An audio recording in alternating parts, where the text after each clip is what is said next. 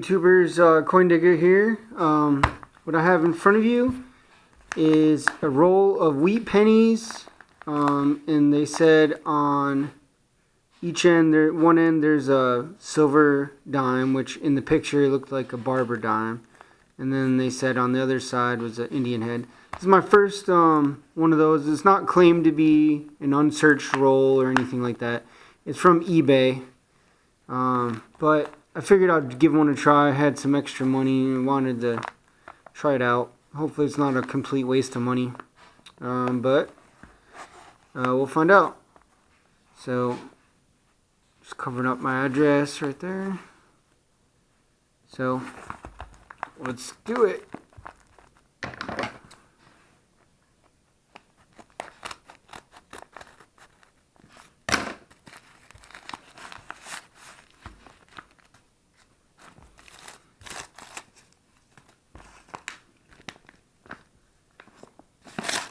I got some paper in there for packaging.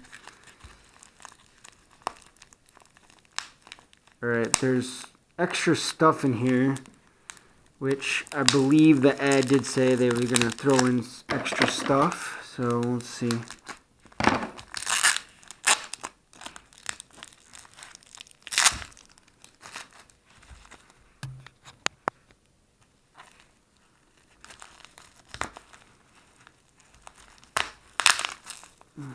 Well, it's taped up pretty well.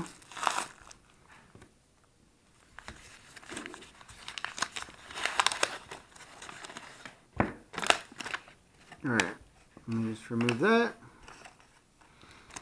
So, here's the extra stuff. So we got a 1911 V nickel. Looks like it's got a lot of detail, but it's pretty filthy. You cannot see too much of the crown or whatever it was on Lady Liberty's head. Not a whole lot of detail on the head, but the backside has a lot of detail still left. 1911.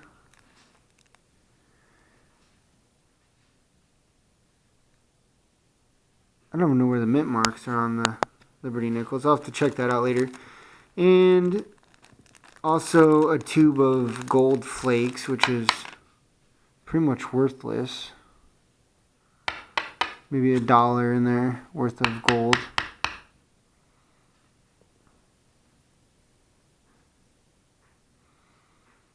Might give it to my son or something. But here's what we came to see. Okay, there's the Indian head. It looks to be in pretty good shape. And there's the dime, which obviously they loaded it from this end. So, let's check it out. It's going to end up being a common date barber dime, most likely. And it's 1912. Plain. Looks like there's a scratch on the back. It's definitely worn. So before we look at those wheat pennies, let's check out the Indian.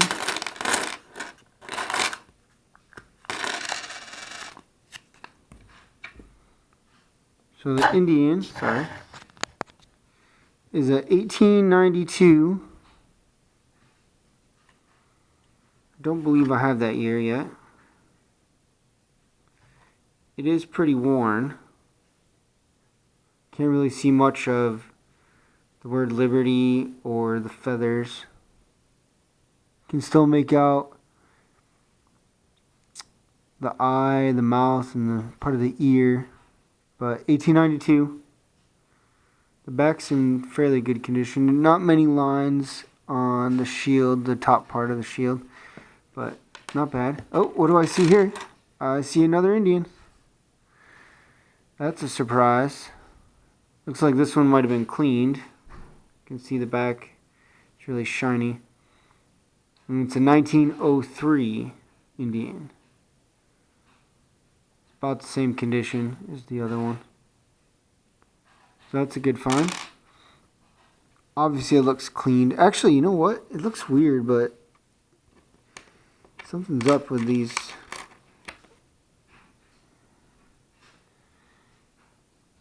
The 1903 is almost thicker than the 1892, but it's probably just from wear.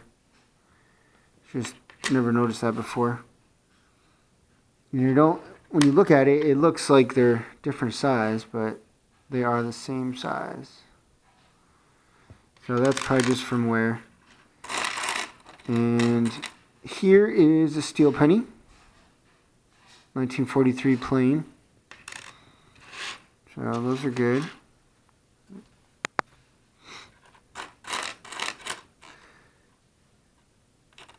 Alright, let me pause the video. I'll separate all these out by decade and we'll do a little wrap up.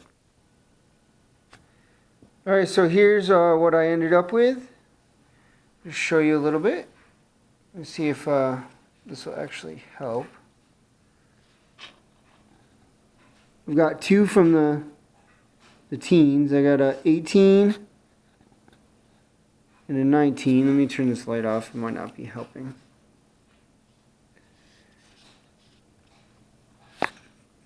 Sorry, this is the first time I'm trying to get close up with this camera.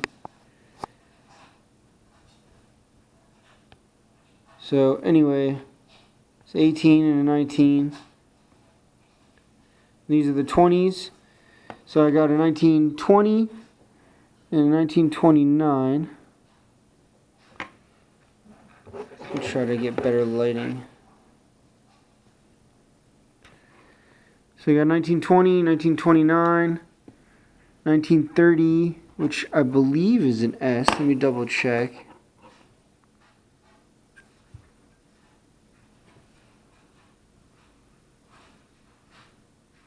S, 1936 plain, 1936D, 1937 plain, 1938 plain, 1939 plain.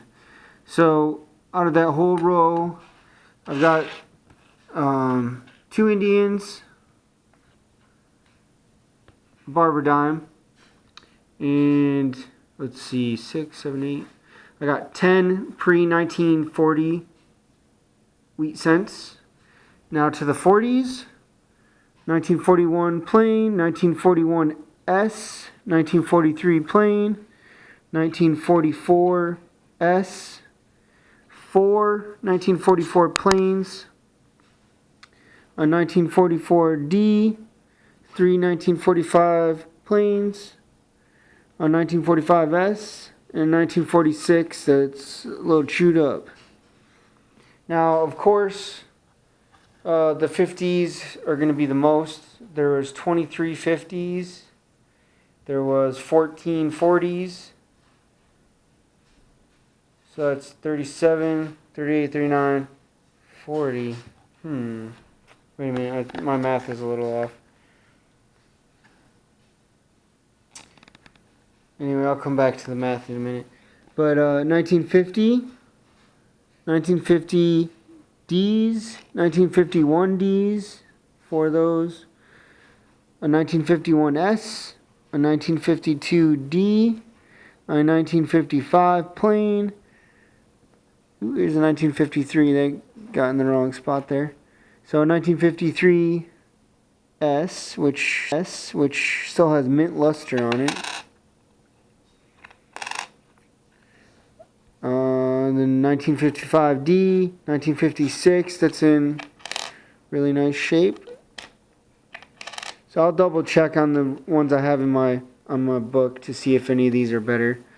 1956 Ds, 57 plains, 57 Ds, a 58 plain, and a 58 D.